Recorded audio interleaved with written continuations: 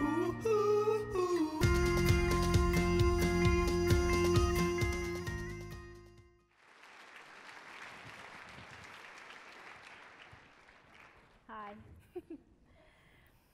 In all walks of life, there are others there to guide us, to show us what is possible.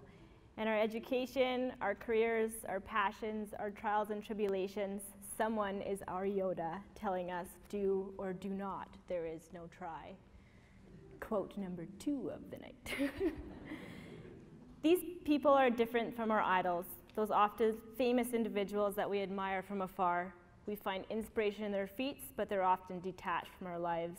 And if you're a climber, you'll recognize, I'm sure, everyone's idol, Lynn Hill, one of the best female climbers of all time. No, these people, most important to us, who help us reach our full potential, live in our everyday lives. We grew up with them. They are our role models. Like my brother Chris, who looks like he'd rather be anywhere else but teaching me how to tie my figure 8 knot. But this boy with the bowl cut is the reason why I got into this sport. So really, he was my very first role model. I've been lucky to have so many mentors growing up climbing. They've been integral to my development. They've taught me how to climb, how to compete, how to dedicate myself to hard routes, but most importantly, they've taught me to believe in myself and to always try my hardest, like one of my coaches, Knut Rockne. I've always been a sport climber, projecting hard single pitches outside and competing internationally. But in the past few years, I've set my sights on bigger objectives, such as my 2013 second ascent of a route called Blue Jeans, which is a 513 multi-pitch in the Canadian Rockies. But I began to think to myself, what's better than a second ascent? How about a first ascent? Enter Paul McSorley. Paul's well known in the Squamish climbing community for his adventurous soul and eagerness to develop new routes. One day last summer, I approached Paul to see if he would partner up with me to develop a new route.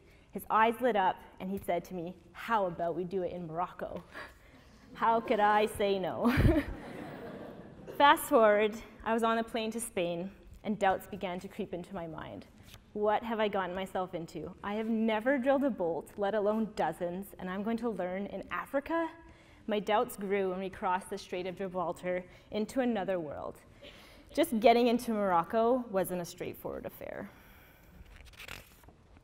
Yet we arrived at our destination, the Actur Valley of northern Morocco, and as I gazed up at that beautiful cliff, my doubts faded away. The options were limitless. The goal was to put up a multi-pitch sport route, and I was so excited. Before we left Squamish, Paul taught me aid climbing 101 for about an hour in the Smoke Bluffs. So I was a noob in all sense of the word. I'd still never drilled a bolt, but lucky for me, Paul doesn't mess around, and it wasn't long before I was drilling bolts into rock. After taking the lead for the first few pitches, I was surprised one day when Paul handed me the drill and said, "Your turn." I sat at the sledge for ages, my mind as blank as the wall above me. It took me forever to move even 2 meters up the wall to drill my first bolt. But Paul never got frustrated, he never gave up on me. He always just said, keep going. For 5 to 6 hours, I was on the wall. In the end, I was dehydrated, exhausted, and had the most excruciating forearm cramps of my life. But I had done it, and I was super proud of myself. Every day, I learned something new from Paul. As I said before, I'm a noob. I suck at rope management, let alone route development, and I had a really hard time on this adventure. But Paul was there always to share his knowledge and display an immense amount of patience while I fumbled through this learning process.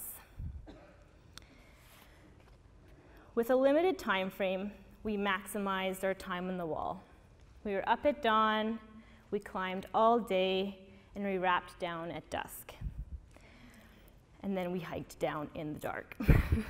I was always stuffing my face with food at the end of the day because I had been so consumed during the day that I usually forgot to eat. Yet, despite sore joints and swollen fingers, each day we went back up. I began to understand the drive that consumes someone when creating something.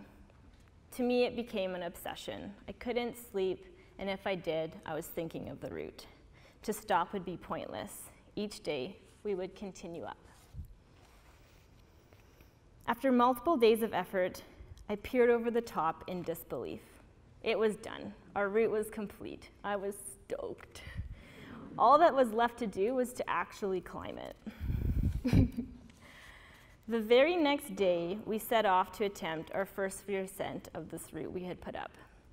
And despite the route being well within my ability, I was extremely nervous.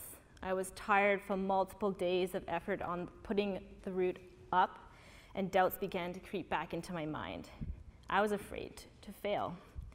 What if I fell on the harder pitches and was too tired to get back on?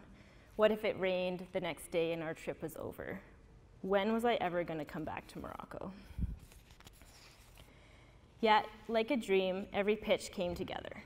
It was an incredible journey from a blank canvas to a stunning piece of art. I had completed my very first ascent. Woo-hoo!